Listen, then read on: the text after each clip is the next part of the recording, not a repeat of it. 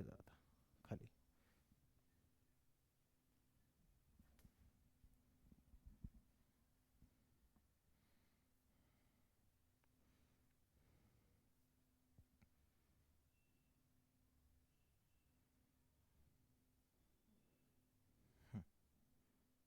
ठीक ठीक चला ठीक आहे. हॅलो अँड वेलकम टू संगम.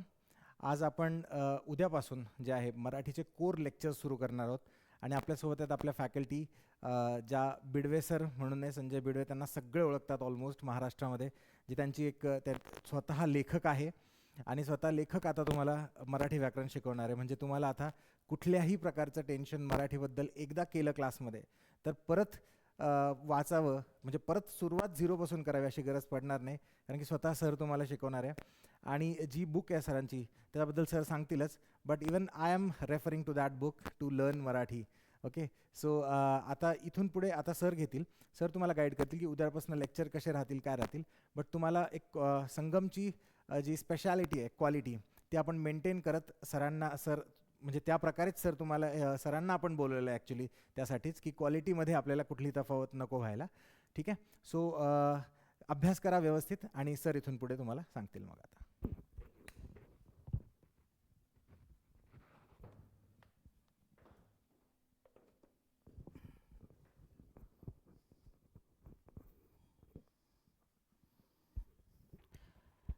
चला विद्यार्थी मित्रांनो, स्वागत आहे तुमचं संगम स्पर्धा परीक्षा.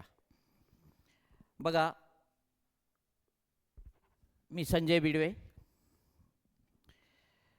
मागील 30 वर्षापासून मी स्पर्धा परीक्षा क्षेत्रामध्ये अध्ययन पण करत होतो, अध्यापन पण करत होतो आणि अध्यापन करण्याचं काम आजही सुरू आहे. ठीक आहे, सर्व परीक्षेमधले जे काही ट्रेंड्स असतात, इवन निवड मंडळापासून, म्हणजे कदाचित तुम्हाला माहिती नसेल, ठीक आहे, की निवड मंडळ काय असतात. तर निवड मंडळापासून तर आजपर्यंत, ठीक आहे, IBPS, TCS, ठीक आहे, ह्या सर्व जे काही पॅटर्न बदलत आले, ठीक आहे, या सर्वांचा मी जवळून स्टडी केलेला आहे आणि हे सर्व पॅटर्न शिकवलेले आहेत. आणि या संपूर्ण अनुभवातूनच मी माझं समृद्ध मराठी व्याकरण हे पुस्तकसुद्धा लिहिलेलं आहे. निश्चितच, ठीक आहे, तुमच्या ज्या काही शंका असतात मराठीविषयी, काय झालेलं आहे बघा, बऱ्याच वेळेला विद्यार्थी इंग्लिश मिडियममध्ये असतात, अलीकडे काही सेमीमध्ये असतात, बरोबर आहे ना. आणि मग ते इंग्लिश मिडियममध्ये असले तरी मराठीचा प्रॉब्लेम, सेमीमध्ये असले तरी मराठीचा प्रॉब्लेम, आणि मराठी मीडियमला असले तरी गृहीत धरून मराठी दुर्लक्षित केलेली असते. लक्षात आलं आहे का. आणि मग होतं काय, स्पर्धा परीक्षेमध्ये मराठीसारखा विषय, ठीक आहे, आपल्याला अभ्यास करताना कंटाळा येतो, नकोसा वाटतो, अवघड वाटतो, बोजड वाटतो, किंवा त्याच्यामधल्या ज्या संकल्पना आहेत, ठीक आहे, ह्या संकल्पनासुद्धा आपल्याला नीट समजत नाहीत. याला कारणच असं असते की आपण शालेय जीवनामध्ये, ठीक आहे, या मराठीचा व्यवस्थित अभ्यास केलेला नसतो. ॲक्च्युअली संकल्पना जर क्लिअर असतील तर तुम्हाला गणितासारखे मराठीत पैकीच्या पैकी मार्क्स मिळू शकतात. कारण बऱ्याचशा गोष्टी अशा आहेत की ज्या आपण व्यवहारामध्ये त्याचा यूज करत असतो, व्यवहारामध्ये ते शब्द वापरतो, त्या म्हणी वापरतो. लक्षात आलं आहे का. परंतु आपल्याला प्रॉपर अर्थ ज्याला म्हणतात तो अर्थ माहिती नसतो. आणि मग अशा वेळेला काय होतं की MCQजमध्ये आपला गोंधळ होऊन जातो, बरोबर आहे. तर याला महत्त्वाचे काही कारण आहेत, ते पण मी तुम्हाला सांगणार आहे. की ॲक्च्युअली मराठी हा असा विषय आहे आणि मराठीचं एक ठराविक सिलेबस आहे. ते सिलेबस तर तुम्ही योग्य पद्धतीने अभ्यासलं, ठीक आहे, त्याचा जर व्यवस्थित अभ्यास केला तर एक गोष्ट लक्षात घ्या, कुठलीही स्पर्धा परीक्षा असेल, राज्यसेवेपासून तर पार खाली परिचरपर्यंत, राज्यसेवा असेल, कंबाईन B असेल, कंबाईन C असेल, ठीक आहे, तलाठी, पोलीस भरती, ठीक, कनिष्ठ लिपिक, वरिष्ठ लिपिक, झडपी, जलसंपदा, महिला बालकल्याण, समाज कल्याण, आदिवासी कल्याण, MIDC, बरोबर आहे, तुमचं उच्च न्यायालय किंवा इतर सर्व क्लरिकल, सरळ सेवा, TCS, IBPS घेत असलेल्या सर्वच परीक्षा, तर या सर्वांचं सिलेबस थोडाफार बदल असतो, थोडाफार फरक असतो. परंतु ॲक्च्युअली सिलेबस जर बघितलं तुम्ही तर ते सिलेबस सेम आहे, सारखं आहे. म्हणजे हा ठराविक अभ्यास जर तुम्ही एकदा केला व्यवस्थित तर तुम्हाला कुठल्याही परीक्षेमध्ये मराठीसाठी वेगळा अभ्यास करण्याची गरज पडणार नाही. ठीक आहे.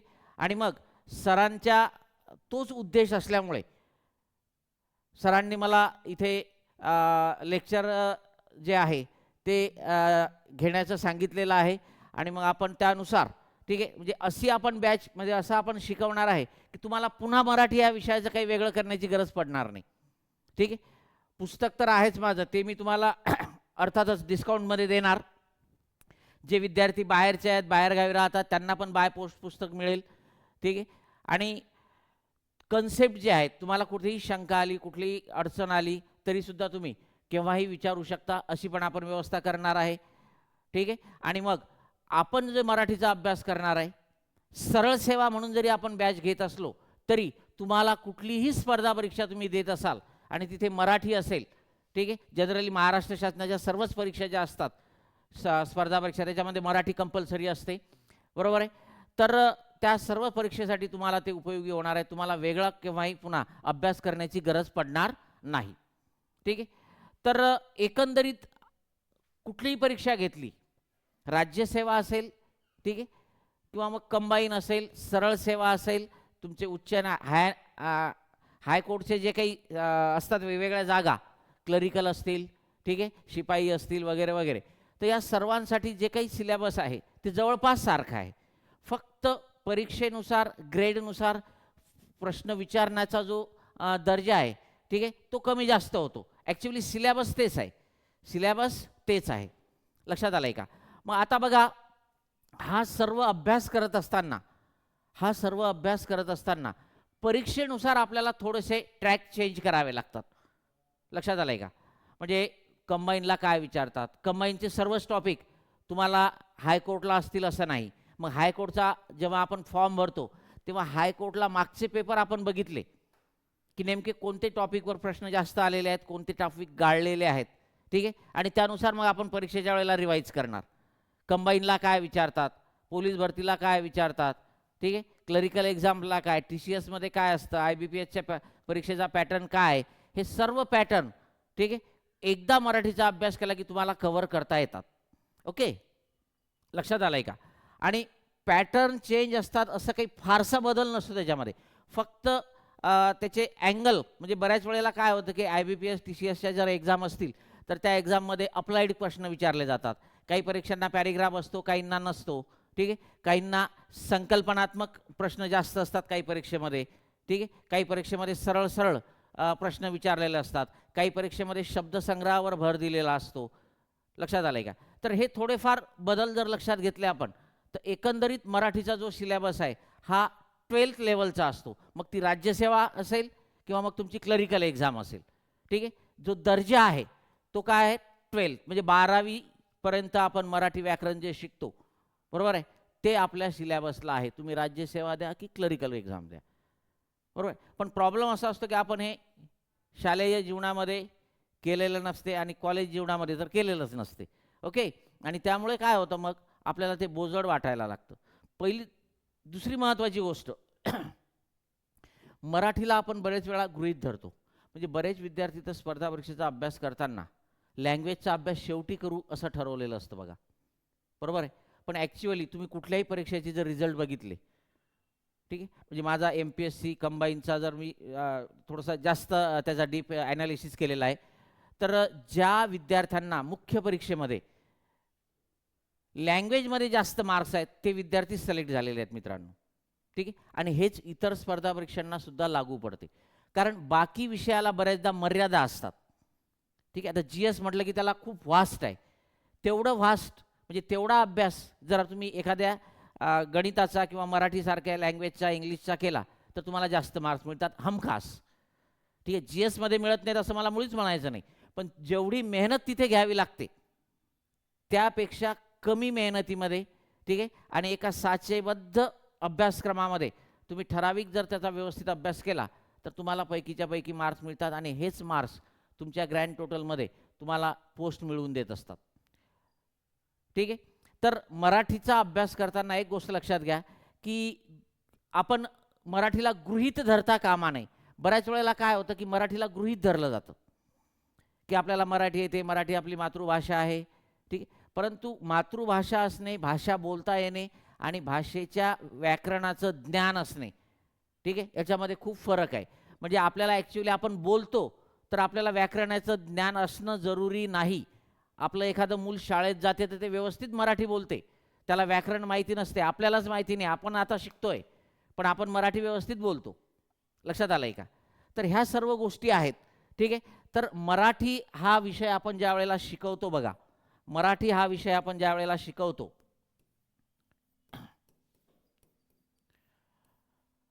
तर त्यावेळेला संकल्पनात्मक ज्या काही गोष्टी आहेत, ठीक आहे, त्यावर मी विशेषतः भर देणार आहे. कारण अलीकडे जे प्रश्न विचारले जातात ते संकल्पनात्मक असतात. म्हणजे पूर्वीसारखं पाठांतर करून तुम्हाला चालणार नाही. ठराविक वाक्य आणि मग तेच वाक्य पुन्हा येणार, मग त्यातलाच कर्ता कोणता, कर्म कोणतं, प्रयोग कोणता. ठीक आहे. तर असलं आता नाही. आता वेगवेगळे संकल्पनावर आधारित प्रश्न विचारले जातात आणि हा ट्रेंड जो आहे हा सर्वच परीक्षांना लागू आहे. लक्षात आलं का? त्यामुळे तुमच्या जर एकदा संकल्पना क्लिअर झाल्या असतील ना मित्रांनो, तर तुम्हाला कुठेही अडचण येणार नाही, कोणत्याही परीक्षेमध्ये अडचण येणार नाही. आणि आपण जेव्हा आता क्लास सुरू करणार आहे, ठीक आहे, उद्यापासून आपलं लेक्चर राहणार आहे, मला वाटतं 5:30चा टायमिंग दिलेला आहे सरांनी. आणि मग आपण जे लेक्चर घेणार आहे ते अगदी झिरोपासून. ठीक आहे. आणि शिकवताना एक लक्षात घ्या की आपण ट्रॅक सोडणार नाही आहे. काय करायचं यापेक्षा काय करायचं नाही हे सुद्धा महत्त्वाचं असतं बरं का स्पर्धा परीक्षेमध्ये. म्हणजे तुम्ही काय एकदा भरकटले, ट्रॅक तुमचा चुकला, ठीक आहे, तर तुम्ही फार वेगळ्याच मार्गाने निघून जाता. हे अभ्यासाच्या बाबतीत सुद्धा लक्षात घ्यायचं. प्रत्येक विषयाला हे लागू पडतं. काही गोष्टी या मराठीलाच नाही, सर्वच विषयाला लागू पडतात. त्यामुळे प्रॉपर नेमकं ट्रेंड काय आहे, बरोबर आहे, कशा प्रकारच्या प्रश्नपत्रिकेमध्ये ते विचारलं जातं आहे, ह्या सर्व गोष्टी महत्त्वाच्या आहेत. ठीक आहे. आणि मी तुम्हाला आधीच सांगितलं की सर्व ट्रेंड, ठीक आहे, मी बघितलेले आहेत. म्हणजे तुमचं वय पण नसेल तेवढा माझा एक्सपिरियन्स आहे. लक्षात आलं आहे का? 1996 1996 पासून, ठीक आहे, मी स्पर्धा परीक्षा या क्षेत्रात आहे आणि तेव्हापासून मी शिकवतो आहे. लक्षात आलं आहे का? तर हे ज्या सर्व गोष्टी आहेत, ठीक, नेमकं काय घ्यायचं, काय सोडायचं, काय करायचं, ह्या सर्व गोष्टी मी तुम्हाला सांगणार आहे. आणि तुमच्या मनातील मराठीची भीती ही कायमची दूर होणार आहे. आणि तुम्हाला मराठी हा विषय कुठलीही स्पर्धा परीक्षेत जर तुम्ही ॲपियर होत असाल किंवा तुम्ही ती देत असाल तर तुम्हाला कुठल्याही स्पर्धा परीक्षेमध्ये मराठीचा कुठलाही प्रॉब्लेम येणार नाही. लक्षात आलं आहे का?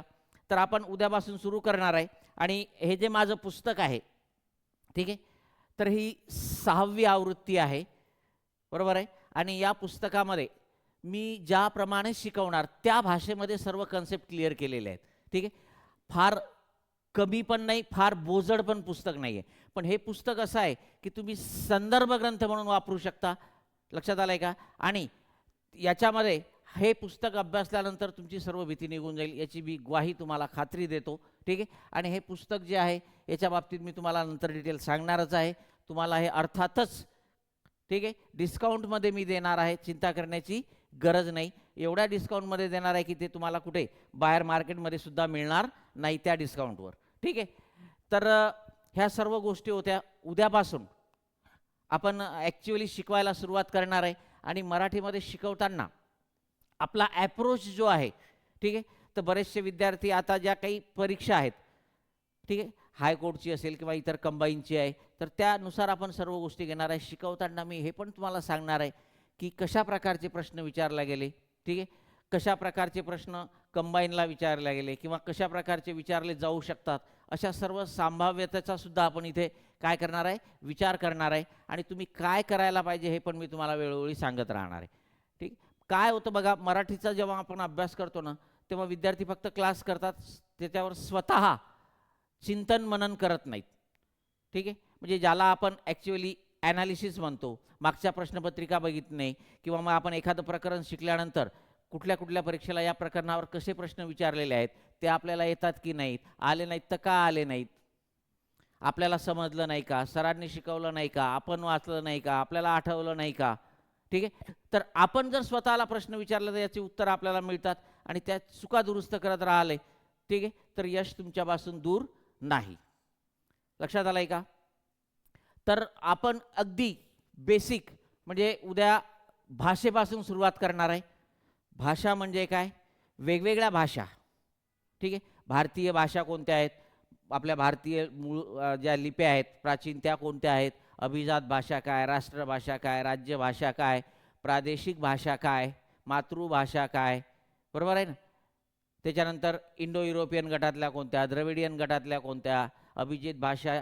हा करंट टॉपिक आहे, म्हणजे तुम्हाला तो करंटमध्ये पण विचारू शकतात, चालू घडामोडी, आणि मराठीमध्ये पण विचारू शकतात की अभिजात भाषा कोणत्या आहेत, केव्हा मिळाला दर्जा, किती. ठीक आहे, तर ह्या सर्व गोष्टी भाषेपासून सुरुवात करणार आहे आपण. ठीक आहे, मग आपल्या मराठी भाषेची उत्पत्ती कशी झाली. ठीक आहे, आणि त्याच्यानंतर मग वर्णमाला आहे. वर्णमालेमध्ये सुद्धा भरपूर बदल झालेले आहेत. आपण शालेय जीवनात शिकलेलो वर्णमाला ती वेगळी वर्णमाला, आजची वर्णमाला वेगळी आहे, नवीन वर्ण आलेले आहेत. ठीक आहे, आपण 12 खडी शिकलो, आता 16 खडी आहे, 4 खडे नेमके कुठले वाढले. ठीक आहे, ह्या सर्व गोष्टी ज्या आहेत ह्या आपण अगदी बारकाईने सर्व गोष्टी बघणार आहे. ठीक आहे, आणि मग सर्वच सिलॅबस म्हणजे पार भाषेच्या उत्पत्तीपासून तर पार आपल्या तिकडे वृत्तापर्यंत. ठीक आहे, हे सर्व जे आहे हे सर्व आपण अभ्यासणार आहे, आणि आपण शब्दसंग्रहसुद्धा बघणार आहे. ओके, आणि मग शब्दसंग्रह ॲक्च्युली हा काही शिकवण्याचा भाग नसतो, तरीसुद्धा आपण शब्दसंग्रहसुद्धा माझ्या तोंडून तुम्हाला एकदा मी ऐकवणार आहे की जेणेकरून ते लक्षात राहतील. ठीक आहे, कारण माझा असा अनुभव आहे, बरेच माझे जुने विद्यार्थी असं म्हणतात की सर तुमचे जे शब्द आहेत ते कानामध्ये घुमतात, बरोबर आहे, आणि मग ते आम्हाला आठवतं, लगेच क्लिक होतं परीक्षेच्या वेळेला. तर आपण ते एकदा, आणि ते खरंही असतं बरं का, म्हणजे तुम्ही कॉन्सन्ट्रेशनने जर एखादी गोष्ट ऐकली आणि ती जर ऐकलेली असेल काळजीपूर्वक, ठीक आहे, जरी तुम्ही विसरला तरी मात्र ती परीक्षेच्या वेळेला क्लिक होत असते आणि तुम्हाला योग्य उत्तर मिळत असते. ठीक आहे मित्रांनो, तर हे सर्व जी काही तुमच्या मनात भीती असेल मराठीच्या बाबतीतली ती सर्व दूर होणार आहे, टेन्शन घेण्याची गरज नाही. ठीक आहे, आपण व्यवस्थित सर्व सिलेबस कंप्लीट करणार आहे आणि तुम्हाला कुठल्याही स्पर्धा परीक्षेसाठी, ठीक आहे, मराठी या विषयाची कुठेही अडचण येणार नाही. ठीक आहे, तर इथे आपण थांबूया आणि उद्यापासून आपण क्लासला सुरुवात करणार आहे. तुमचे जे मित्र असतील, ठीक आहे, त्या मित्रांना सुद्धा सांगा आणि फटाफट ॲडमिशन घ्या. कारण काय असतं, एकदा सिलेबस पुढे गेलं, ठीक आहे, तुम्हाला रेकॉर्डेड व्हिडिओ बघता येत असतील वगैरे वगैरे, परंतु लाईव्ह जे असतं ना त्याची जी मजा आहे ती काही थोडीशी वेगळीच असते. लक्षात आलं आहे का. तर तुमच्या मित्रांना सांगा. ठीक आहे, आणि मराठीची चिंता, ठीक आहे, करण्याची गरज नाही असं मी तुम्हाला आश्वासन देतो. आणि इथे आपण थांबूया, उद्या भेटूया क्लासमध्ये. Okay, yes.